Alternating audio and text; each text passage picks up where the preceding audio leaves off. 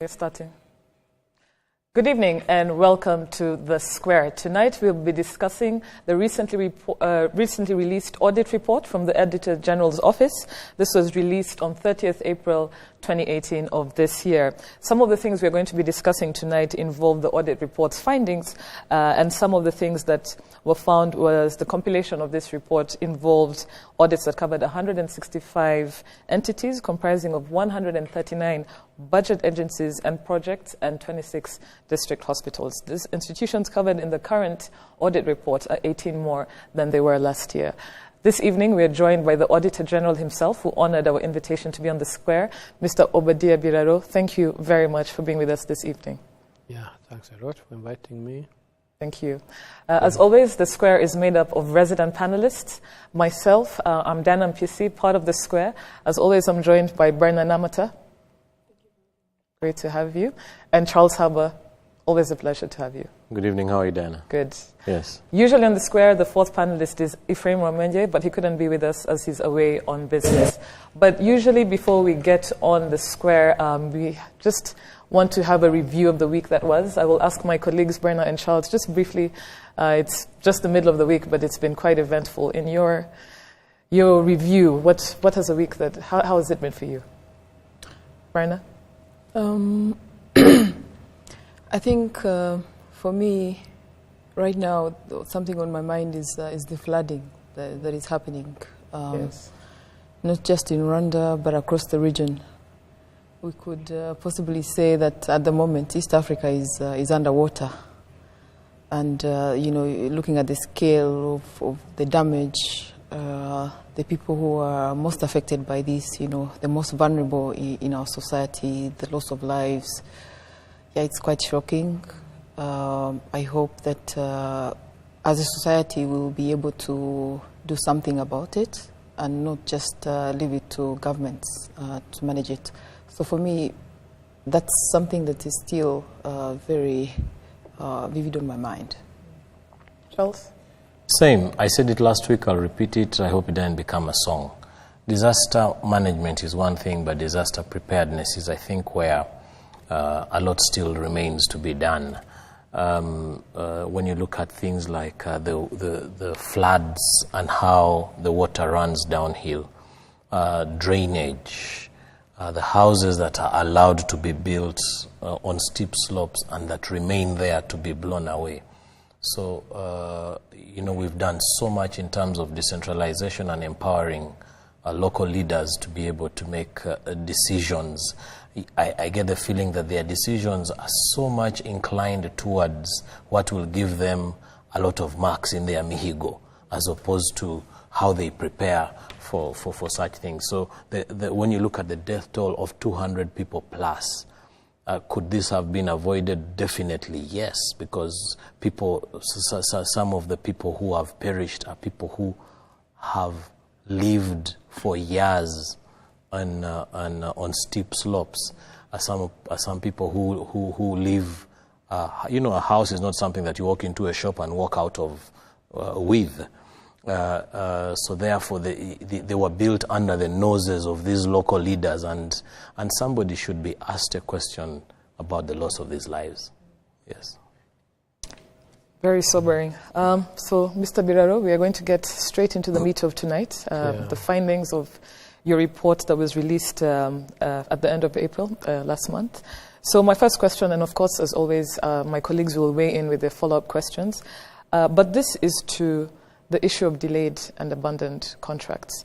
This is something that is a recurring issue, and in this particular findings, it stated that a total of 109 contracts worth 206 Rwandan franc billion had been delayed or abandoned.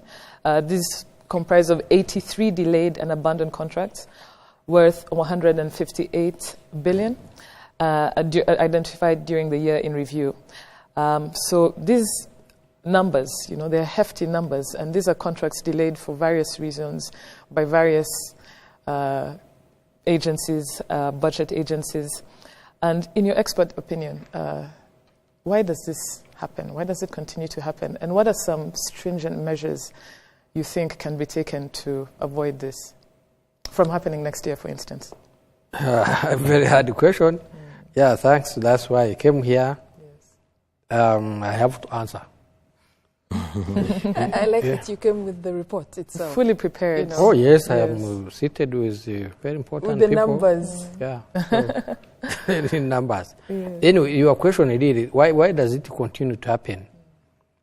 You see, first and foremost, the government implementers of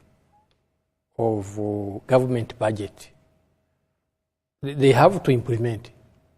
They have to, rightly enough, this you have brought it at a time when, actually, if you go to Parliament right now in the committee called, there are those who call it the Commission de Budget, there are those who call it the Budget Committee. They are those people who are looking for money, who are to defend the projects and the budget they want for their various activities for the year 18-19. So, year in, year out, they have to do, I would say, their duties.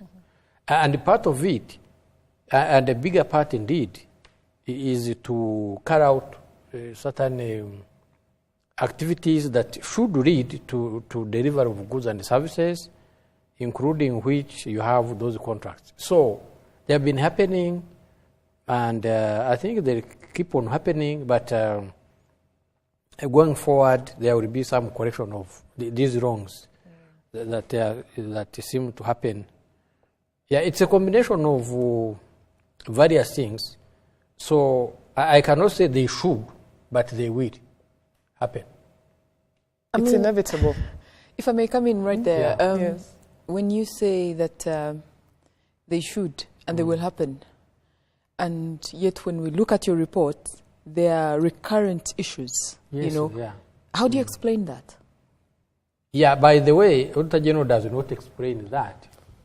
Nor account for But you it, have a right because to I'm your not a budget opinion. agent. But you have an audit opinion. Yes, I have an audit opinion on the delayed contracts. For example, in the boards and government business, boards I hope you understand, and government business enterprises, within those 12 months, there were 30 delayed contracts. And the districts, 55. Ministries and central government entities, 5. Other projects, 19, adding up to 109, as you wrote in your overview. So the biggest problem is within the boards of the government business enterprises. Yeah, no, the biggest, really, quantitatively speaking here, are districts. But for me, I agree with you. The biggest culprit in here is the boards. Okay. And why you should feel really not comfortable, it is in those boards, ordinarily they should have the capacity, financial, human, and what have you, to do what they do. And even feeling the sense of urgency. But we get really surprised, maybe as much as you do, why this happens, the delay. For example, you will find... But before you continue on that one, I think you raise extremely pertinent issues. I think you're being a bit diplomatic with your choice of words, BIRARO Obadiah, Trying to be nice. that you get really surprised by the boards. Yeah. And I think therein lies a problem. Each time when there's a cabinet meeting and you see the list of people who have been appointed to become board members of a particular government business enterprise, and you look at the names and you wonder, what value is that person going to add? And I think therein lies a problem. Because practically what is going to happen is that they appoint these people to sit on those boards, and the CEOs of those business enterprises end up bulldozing those boards. They are boards. And it should be the other way around. yes. So I would probably take that back to the Auditor General and say and ask you, why is it that you do not emphasize the appointment of of thick-skinned board members? You know, or is it? I have never. Every time when you look at the audit report, I don't know whether it's because we are alarmed by the figures and we don't look at the detail. Is there ever a recommendation in there that the boards are weak, and therefore it is partly one of the reasons why these business enterprises perform as dismally as they do? Yeah, thanks, Charles, and the company. You see, if you come to our office one day, and you should have done so a bit earlier, there is a report we did, a performance audit report. A performance audit report is the research-based kind of report, and it gives a lot of, nitty-gritty kind of details about the subject, which we wrote a report entitled Effectiveness of Boards of Directors in Rwanda. So if you read that report and you will find some of your friends, we interviewed them. Then we issued that report in a way like publishing. By our friends, you're referring to some of your friends. Our friends who are board members, right? Yes. So, and for us, we issue that report and we wait for you people to take action. And so you issued a report saying that the boards were weak. Yes, some strengths and weaknesses. It is okay to be honest. It is okay to be honest. No, the net trade-off is the weakness. Weakness. Yes. Yeah. Oh. Let me wonder, how does it make you feel, as the Auditor General, if you year in, year out, you issue this report and your recommendations are not respected, they are not taken into account. How does it make you feel? So bad, because you see, I'm part and parcel of this value chain, if you may want. I would want things to be improved, and if you look at the Visio event, improvement, and then we rush towards a Vision 2050. How do we get there if we are not improving right now? So I would want things to be improved. I go to that office to audit, we talk good business, and, that's what I would want. But it's not what I see. But there is Article 69 of Law Number 73 of 12th September 2013. I know people don't like reading these things. They're quite technical. No, there is nothing technical about that. It is just about you who has been given the duty of what they call fiduciary duty, which is the duty of trust. He talked about cabinet, but later on, there is also going through the Senate to be approved for you to be a CEO of some of these gigantic organizations you call GBEs or parastatals. So the duty of trust enjoins you to read the Constitution Article 166, okay, which says, and I think the week where it is now, you should have asked me, is it, what do you call it? Is it the fear of the week? I don't know, your terminology. The review of the week. Yes, from 30 years to date, there is nothing, no language I have talked, no, in fact, from 26 April until now, I'm repeating that the Constitution Article 166, enjoins you who is appointed in those positions to read it before you read any other laws. That it has got 3 subsections. 1, that all that money you went and asked for, mark you asked for. It's not that it is not imposed on you. You ask for it. Like you would call it imihigo. I want to do this, I want to do this, I want to do this for the public. Now, so they ask you, all that money, did you use it after 12 months? Auditor General, go there and tell us, did they use it for only priorities? In fact, for priorities only. That section or subsection, it ends with the word only, as if you're writing a check. Isn't it how you write a check? Exactly. Or these days you use mobile money. Only is there also. Only is still there. Yes, only. Yes. You see, it is written there. Meaning, you have done all the due diligence and the mark given gushishoza. all the due diligence before you spend that money. You can write a book about that. You know, is it national priorities? The Constitution is mean like Charles. You know, in that it's mean like Charles. Yeah. Charles, you're mean. Yeah. Yes. So, is it priorities only? That sentence. Number 2, are you sure you are not negligent, leading to wasteful expenditure? Number 3, which is really blunt. Auditor General tell the Parliament if that money was not put in embezzlement. Those 3 subsections are there, and therefore, whoever handles this government money, who has asked for it, must be aware of that. Then, that law is enabled. That part of the Constitution is enabled by an enabling law, which is an organic law on public finance management, especially, in fact, all the 78 or so, I think around 78 articles, they are about nothing but helping the accounting officer to go about his business.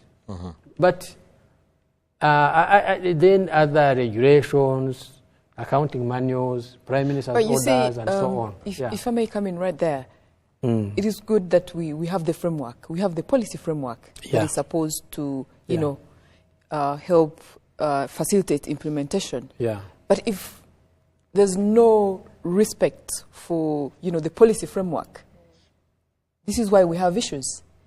So from where you stand in your office, what is lacking? Why are people, you know, not respecting? Can I add to that? And I think this is something we even discussed before the show began. Maybe should the Auditor General be given, so to speak, some more teeth, prosecutorial powers? Do you think that is something that, you know, instead of year in, year out, some of these issues happening, is there an element you think, and this is just a question, you know, up for debate, is that a possible solution? Are you frustrated? No, I am not, because I do my job. And I do not do it as a matter of fashion, but as a matter of passion. So I cannot be frustrated. But rather, to her question, the Auditor General, all that what you said, the Auditor General cannot want it and will not go for it. Because, you see, there is a division of labor. Absolutely. And the division of labor aims at efficiency. So, if A is efficient, B is somehow efficient, and C is not efficient, the sum total will be not good. I'm interested in defining B and C, and I assume that the A for efficiency is the Auditor General, and he will point out all these shortcomings. Yes, in black and white. In black and white. Yeah. Then the B will most likely be the prosecutor's office, or today RIB, the Rwanda Investigation Bureau. Yes. And then the C will eventually be the judge if the person is brought before a court of law. Yeah. Yes. So my understanding, therefore, is that you are not happy with the prosecutors generals and then the judiciary departments. Yeah, but before that, you see, you people, there is some law which is it Napoleonic law or what, something like that, which rushes to punishing. For me, I would first and foremost go for administrative actions that examine why what is wrong may have gone wrong. You see, the international norms... Which is very good. Yeah. The international norms on assessing these public servants, why they have not done what they should do, there are 3 areas that you examine. 1, incompetence. Number 2, indifference. Number 3, recklessness. So for me, I would... So which one is our problem in this case? A combination. I hope it's not a combination. Let him answer. He does the report. Yeah, what is our problem? These fellows at times can be my friends. They have helped me. It is a combination. It's a combination of all. But largely, is it incompetence? Is it What is Let- it? let I us think the say- first one, he already said it. He said he has a problem with the incompetence of the boards. He has already. I put it in cutted- black and Yeah, he white. put it in black You and guys white. read it Yes. and you can help us. Yes. Yeah. And then on And the then- second one, really on indifference, and I think this is actually a nationwide problem. Because Rwanda is very strict on anti-corruption and the price that you pay for embezzlement is extremely high if you're found guilty. What we are seeing generally today is a position where many leaders in positions of responsibility are indifferent. And therefore, and in the report you will see, as of June 30th, June 2017, he points out, the Auditor General points to delayed contracts. He points out to losses caused by indecision. And that is, the reason for that is some CEOs will sit down and say, I am not going to do it for fear of the repercussions being I spent so much money and therefore I have a personal gain in Basically, it. this, and this is what we suffer from? Yes. Accountability, or lack thereof, Yes. based on And, various yes, fears, and- as you're and pointing out. Diana, Bana, and myself, we are all business people. We deal with a lot of these government entities. The pain you go through to get a decision made is extremely frustrating, that you actually see that people fear to make decisions. And I remember one time in one of the press conferences, I think it was in 2017, one journalist asked the head of state that question, and the head of state's response was, why don't they fear to make decisions when they are eating? The leaders, and they fear to make the decisions when they are not supposed to be eating. He says the pace at which you make decisions should be equally the same, whether you have personal gain or not. But precisely, we need to inculcate a culture of responsiveness, whether it is for the good or the bad. And I think those are the Auditor General has really put a slow mode amongst CEOs and the entire decision-making organs of some of these government business enterprises, I'm afraid to say. And Mr. BIRARO, just another question to the layperson who's watching this show, and again, in your expert opinion, what is a general, if you can give us a snapshot, the cost of these abandoned and delayed contracts to just citizens and businesses? Yeah, you see. You can just break it down for people to understand the impact. Yes, I will say it in the language we use, and I hope you guys can make it simpler. But these boards, for example, the boards are put in place. It's the strategic intent of government, putting a board. It is for a board, government enterprise, business enterprise, to deliver goods and services to the people in a manner that is efficient. Otherwise, they would have left it to the ministry, etc. So sometimes we get the impression that the boards are put in place to give some extra remuneration for these already poorly paid civil servants. Not really, I wouldn't say so. Don't be mean to government. Government puts in place these boards. You can enumerate them. Name any one of them. Then you would see. But they're very poorly remunerated. The board sitting allowances are so poor that you cannot attract good quality. I'm told in some of the boards they earn as little as 50,000 francs per sitting. No, but Yes. I don't think it should be about money. Exactly. No. Let me tell you. It's very, very simple. Yeah. No, I don't Go think to it the should be corporate about world. money. Go to the corporate We cannot world. compare. But corporate and money. government is different. No. We cannot Some of compare. these corporates don't make as much money or don't So- bring so in that's as much right, money but this is as public. the If government you are business appointed enterprises. tomorrow, Yes. you come from the corporate world, you are appointed tomorrow as a board member. You will just go there and go in a slumber, you buy a mattress from Rwanda Form, you go and sleep there just because you are poorly paid. No. What will actually happen is because the money is so little, Then say it no. will attract somebody who does not mind that little money. I don't think so. I think it should Brenda, be. Yes. I think let's it has listen to to be Brenda. looked at beyond what am I getting in it, but the service.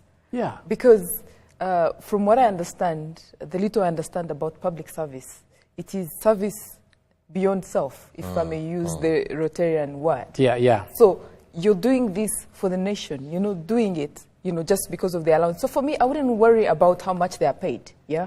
But the quality of the people, the thinking, are you appointing people that are adding value or not? And perhaps, because I've had, I don't know whether it's true, sometimes they say people are forced to in courts, But I thought it should be about someone saying, I'm willing to do this and I'm happy to do this. Yeah. Let me tell you. But Charles, some impression that you need to correct here. If you say that they are poorly paid and they do almost nothing, do you know you are being malicious to them? No. Because you are saying, first of all, I will probably put a disclaimer. Yes. They are calling. If you accept to go and sit there, and that's assuming they have a choice. Why not? You have a choice. But let me just steer the conversation back, Auditor General, to the impact of these Yes, GBEs. the impact I'll tell you. Now,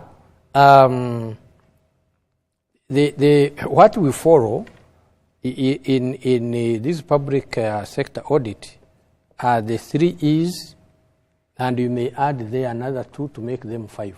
That's what I told the Parliament on 30th April. That all these resources that the government has put forward, do you know what the budget, the BFP? BFP, hoping you know what the BFP, those abbreviations. Yes. I think it will be something in the region of 2,400 billion. So it will be broken down in small bits and bits to suit all those who want to use government money for delivery of goods and services.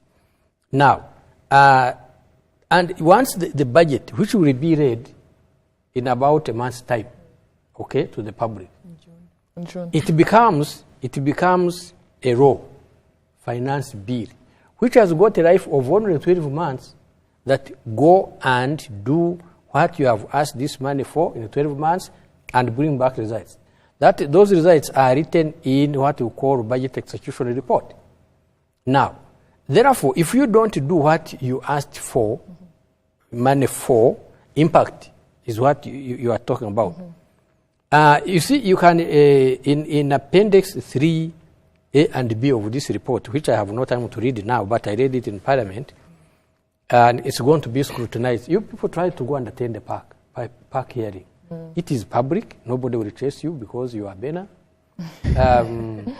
I've been to some, actually. Yes, listen to what happens there. That why did you delay this contract? Delaying means what? Some of them, for example, go to Nyagatare somewhere. Some friends of Charles. There is a contract there which is more than 4 years old. It was put there to build a college, I think, a hostel or whatever. 4 years later. 4 years later, somebody has graduated. Of course. And now, if you graduate through thin and thick, those, poor facilities, etc., arising from no accommodation, etc., most likely you'll get grades which are not all that good. So, the impact in a straight line, you will say, goods and services have not been delivered to the wananchi who actually deserve them, for whom the government has got all that good wishes. I actually like that example. Sorry, if I may just come in right there. We are talking about, let's shift the discussion and take it to the parliamentary hearings that you mentioned. Yeah. From my observation, what usually happens is the officials show up, they are questioned, apologies are made, and that's it. And how that is actually reflected is in your report. Yes, year in, year out. Yes, year in, year out. But there, how do we fix that? I wish you go there in the week beginning Monday, and you begin asking that question to the Public Accounts Committee. Do you think we could do more? The Public Accounts Committee could do more to ensure that... Why not? Yes, but the process, I think they should do more. or those others, other institutions that are associated with them, both at that moment and after. In terms or maybe of there action, isn't more to do. Yeah. action points. Yes. Brenda, Action quickly points. before we go for a break. In terms of action points, if we are to say they need to do more, what? What needs to They be need done? to do more. Are you incompetent? Why are you there? I said it in Yes. Parliament. Yes. Yes. These are international norms of civil servants assessment once something goes wrong. Are you incompetent? Why are you there? Were you not capable of doing feasibility study? So, but the Constitution has said, was it priority? Priority can only be, known once you do the feasibility study and so on and so forth. Are you incompetent? Why are you there? Are you indifferent? And that's very dangerous. To sit in those air-conditioned rooms and so on, And you you don't are care. indifferent. You can't be bothered. Yes. It is written in the Constitution. No small document. I didn't spoil anything, and neither did I do anything. But so I am, Manaichi- yes, You're suffering Yes. constantly. Okay. So, yes. So then, are you reckless? Reckless, it means you are here and you know tomorrow, in fact, I'm better off gone, having destroyed this and that for my own interest. So, whichever of the three, then, so the three is I was talking about is the efficiency, the economy, efficiency, and effectiveness. And these were written in the books before every one of you were born, in the days of Adam Smith, that So- the public resources are scarce, Yes. and all of you who use them must bear in mind, and given there. Now, there is something I found you saying regarding the week that passed. You are lucky that you don't know E number 4, environmental consideration. E number 5, equity. Okay? So whoever uses government money to do all these things must mind those 5 E's. And factor them in. Yes. So Perhaps we'll before be people are back. appointed, they should come to you for orientation. We'll be so back that, after the know. break. You Let's just have to call me. Let's And break we'll up for a talk. few minutes. We'll be back after the break. We're here with the Yeah. Auditor General, Mr. Obadiah BIRARO, discussing the audit findings, the audit report of the year 2017. Stay tuned, and we'll be with you soon.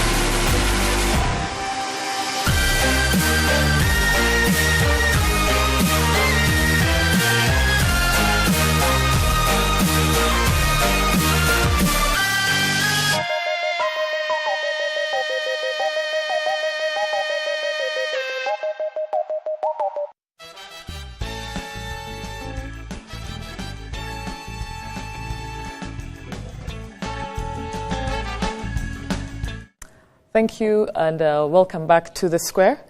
So, Mr. Auditor General, Mr. BIRARO, the next question I have for you is to do with unqualified audit opinions. And again, it comes back to the culprits, the said culprits, as you said. These are government GBEs, business enterprises. And in this audit report, 2017 audit report, you know, a lot of them were actually, the usual number of them, a set of them were faulted for unqualified audit opinions. Again, this is a recurring issue, but these are drivers of the economy in different sectors. Yes, How do they get away with this? I know it ties in with the boards, the issues we've talked about, incompetence, but these GBEs, how do they get away with the... Let me just audits? directly related to that, Diana, and especially because it's recurrent. Unqualified audit reports... Opinions. Opinions, sorry. Extremely alarming figures of unaccounted for funds. And it almost makes me feel that the Auditor General's report is alarmist in nature.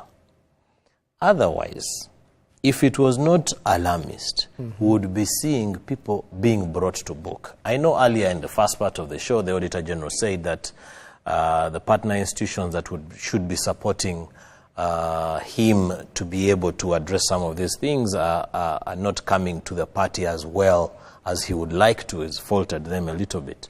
But what sometimes I feel isn't Obadiah's office probably building a mountain out of a molehill? Is the problem that severe? If it was that severe, we are a no-nonsense country. We would be seeing people losing their jobs, people ending up in prison and what have you, at a higher rate than it is today.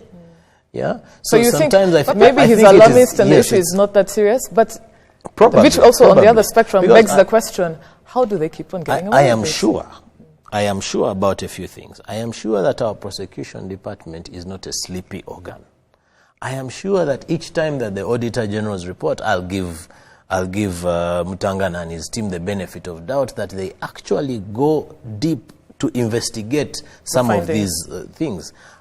Most likely, they don't find, before you take a dossier to court, there has to be, it has to be beyond reasonable doubt. There has to be irrefutable proof that this man actually stole the money, that this man actually embezzled, that this man is actually incompetent, that this man is actually, what was the other word, insensitive or indifferent. And they fail to find proof of that. Mr. BIRARO, what do you have to say to Charles's, I don't know, speculative accusation? Is it probably alarmist? that the report is alarmist, I think. Otherwise, if it wasn't seriously? alarmist, people would be languish. There would be an entire cabinet and government in I don't agree with you. Auditor General, what do you have to say to that? Yeah, I thank you because you went to some very good primary school. you know better English than Charles. Charles is another Mr. Trump. Yeah. Now, you see, you can't tell a lie if you don't know the truth. And you can't be an alarmist. That's a good one. Yes. you can't be an alarmist if you have written this book. Yes. Yeah? So this is scientifically derived. International Supreme Audit Institutions standards. 24 countries in Africa that report their report in English, except one who writes it in Portuguese. They are meeting in Kigali from Monday to Thursday. It's got to be the biggest convention of alarmists. but I wish you came and I introduced you to them, you asked them, Yes. But you see, in 1904, these things were there. There was a case in the UK. You ask Attorney General, he knows it. In the UK, the Kingston Cotton Mills, in the House of Lords, and the judge was Rod Denning. He was a mathematician.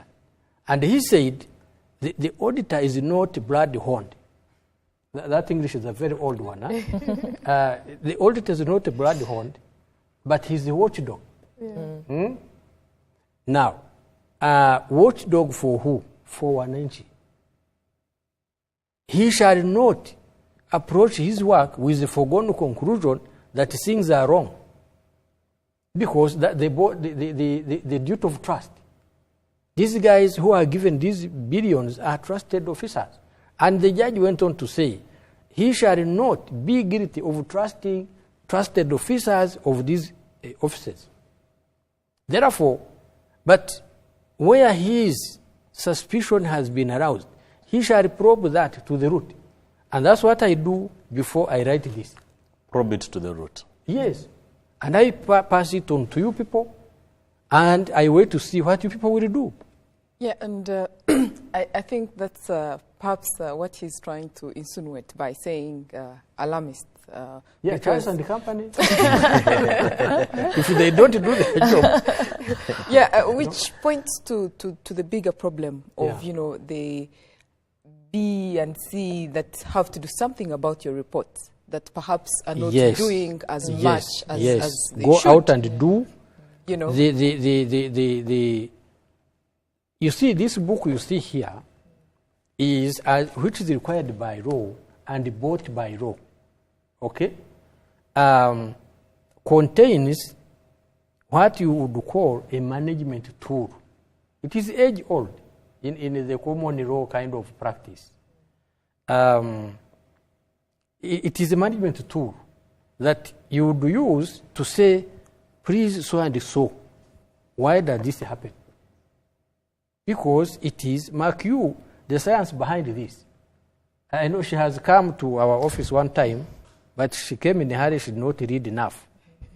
But if you can see the science that is involved here, to arrive here, you would really say, I think, let me take this report, those individual reports you mentioned, 139 plus 26, and I think use it to do something. So please, you people, do something. so I mean, how do we solve this issue? How do we make your work easier, your report more effective, to the extent that it is not just a document that is published and put out there? Let me tell you. What do we do? The E number 3 is about effectiveness. If you go, and we did a performance audit report regarding construction of primary schools, laboratories, and so on. Earlier on, we had done another one in the health sector, where you find, say, an incinerator was done, and 4 years later it is not working. How do you do that? I will also ask you, please go and do. Yes. So, and effectiveness, can I just make one point Yes. on effectiveness? Before we go to our social field. Yes. Yes, Effectiveness Yes. means a road which is supposed to be scientifically by engineering. Unfortunately, none of you is an engineer. Me, I tried a little. I work a lot with engineers. Yes, fine. Yes. But you see, a road which is supposed to be there intact for like 5-7 years, no pothole, no maintenance. Do you know what they call a retention fee? Yes. of course. It is for how many years? Depends, but Depends. usually about 12 months. Usually about 12 months. A year. Yes. For a road? No, road Because is a lot this longer. building here. Yeah. Well, that's an argument for You another day. no, because- your experience. But Just usually experience. on buildings, it's about 12 months. For roads, Yes. shouldn't it be It should Much- it should definitely be a lot longer. much Yeah. longer? And it has a ref. Yes. Do you know what they call internal rate of return? Yes. When the FDB wants to give you a loan for a road? So it means that this road, say, may be there for like 7 years, nothing happening. And you find that you pass there, potholes are there. There is one road which I do not want to mention. My Please deputy do. passed there. The terms of reference today are not correct. You should have made them correct. And you find it requires more repairs, etc. That is lack of effectiveness. Effectiveness means, or lack of it, means when the outcomes are not equivalent to the investment. Okay? When they pay back, like a hydropower dam, when the payback is unnecessarily too long, is not commensurate the investment and the nature of whatever was supposed to be done. So, and these things have to be examined. I can relate. Consideration. Yes. I can relate to the Sincerely, issue of when roads. you see what you are saying, that it rains, do you know there is a forecast when you are building a dam, for example? A dam, you read here in this report, when you are building a dam, you should have had meteorological, not meteorological information for the last 25 years. The rain pattern. So these are things. Yes. So these are things that determine Absolutely. the Effectiveness. and so on and so forth. Mr. Auditor General, let's just quickly go Yeah. to our tweets. Yeah. And this is on the issue of, again, incompetence. Your audit reports, again, incompetence, effectiveness, but our audience is actually picking up on the findings of this report and what it is. So question to Obadiah. If incompetence is one of the key issues, why do we keep then appointing incompetent people? Is the issue that the appointing authority is also incompetent? No, not at all. For me, I look at it at the end. And I say, you person, you accounting officer, please, if not incompetent, tell us why this is the case. I have not judged that. You know, each of the three ends at the question mark.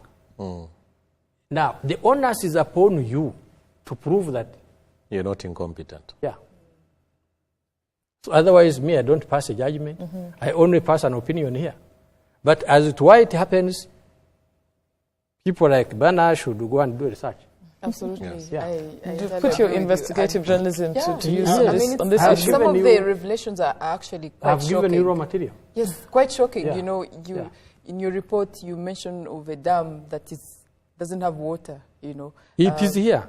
With idle 579,000 cubic meters required should be filled in that. And they have the same quantity of air. yeah, I listened to the BBC. Somewhere a dam somewhere in East Africa, country was held for Country X. Yes, country X. And somebody commented that, oh, you know what? There was a design problem. The inlet is at the same level with the outlet. That's a bit of some little physics and engineering. Not everyone studied. But let me talk about effectiveness. But and I'm roads. not an engineer. Yes. But for us, we look at the input versus the output versus the outcomes, and we end up in value for money opinion. Yes. I want to talk about value for money opinions just after relating to the point Obadiah raised around effectiveness. And I know, again, recently at the leadership retreat, the head of state talked about people who are in a hurry to fix a road because they know he's going to use that road. Yes. Now, it actually happens, and I'll give a practical road. There's a practical example. There's a road that, roundabouts that were done last year towards the time, I think 2016, when we were going to host the AU Summit. So there's a new roundabout that was created just before the convention center that leads to another one that's around Ninzi. Now, for a fact, whenever you procure in a hurry, you will definitely procure expensively. Of course. Worse still, whenever you procure expensively, you're left with a very, very narrow time frame. So you're most likely going to single source, or you work with, or you finger point and work with whoever is available to do the job. The direct impact of that is that you might not be able to procure other services like supervision, or go through the process that Obadiah was explaining earlier on of retention. Now, that particular road, it's less than 2 years old, and you can already drive through it and feel you're driving through a dent. You can visually see a wear and tear on the roads, which is... And this is a 2-year-old road, less than 2-year-old road. Yes, less than 2 years old, which is it's extremely painful. And I'm sure Obadiah relates with that, and that's what he was talking about, effectiveness. The second point is really around the value for money audits. And here, to some extent, I will fall to the Auditor General's report. When you look at some of these government business enterprises that are out there to compete with other public players, yes, I mean private players. Enterprise. Yes, because of the enterprise. And I'll give an example of, say, RBA. You may find that RBA is required to source competing, say, maybe the Square is a perfect example to give, because the Square and some other programs are sold, I think even the Property Show are sold to RBA. Yes. You may find they are outsourced. You may find that somewhere in the laws of RBA, the Auditor General will come up and say, you did not go through the right procurement process to procure the Property content. Show or the Square. And it then beats common logic that if these are government enterprises that are competing in the space of with other private entities, you can find that maybe they are blaming Radio Rwanda for dropping a rate card. Or maybe they are going to, the Auditor General is going to blame RSSB for dropping rental rates so that they can have their occupancy levels of their buildings be fairly high. Or maybe they are going to blame Rwanda for procuring, for single sourcing spare parts of Airbus, yet there's only one supplier in the world. So the point I'm raising is, I think the way they audit these government business enterprises should be with a view of knowing that they are enterprises from the onset, and they are playing in an extremely competitive environment. Mr. BIRARO, yes. We have 5 minutes and less before we close, and I'd like to give you. You want me to comment? If you can comment and close, if you can give your remarks as well. Yes, all what he has said Yes. is, I think is not correct. The way we audit, once we find you with E, enterprise, we audit you as an enterprise. From the get-go, from the Yes. beginning. International standards on auditing, international supreme audit institutions standards, nothing short of that. And the way we write that report, just reading it will show you really what we went through. So you the can scapegoat agree. that some of these leaders give us, that they fear the Auditor General, so therefore they are not going Now, to... let me tell yes, you, yes. that word fear, you seem to be helping them. Now, you see, it all baseless. emanates from the duty of trust. You cannot fear. Auditor General. Why should you fear? No, Is Barna, it Auditor the Auditor General? General? Just hold on. Yes. Is it the Auditor General that appointed you? Absolutely not. But So the Auditor you General fear can the get you panel that sacked. appointed Absolutely. Yeah. Absolutely. And the whole Absolutely. reason of why this the organization is there. Mark you. Anyway, let me leave this one. Yes. The whole idea of forming this business enterprise, this board, just be sure that you are delivering. Otherwise, Auditor General, by the way, Auditor General provides a management tool. So why should you fear this one who comes to provide you? Facilitate you. It is an additive in the quest to manage well, so that you can deliver goods and services to an NC, and they see on the road, Kigali is a very small city, and they say, oh, this is our man, Charles Haba. Why don't you want that? Auditor General, the square, I have to respect our time. We've come to the end of this show, and Are we allowed to give conclusive remarks? Yes. Do we have... No, we don't have time for that. But thank you very much for being here. And this is very insightful, not only to us at the Square, but also to people who are watching, especially based on the tweets that we're having. We'll have And to I think him again. we have to have you again on this show to enlighten us on some more issues, not just about audit reports, but just the manner of how your office operates. So thank you very much. Thank you for being here. Brenna and Charles, always heated debates with the two of you. We'll be with Ephraim next week, hopefully. And to our audience members, thank you very much for watching. We are always here on Wednesday at 9 p.m. and rebroadcasted at 2:30 p.m. every Thursday. Also catch us on our YouTube links, which we upload immediately after the show. Keep the conversation going on Twitter, on the Square, hashtag the Square RW. It's been a pleasure hosting the Square as always. Thank you and see you next week.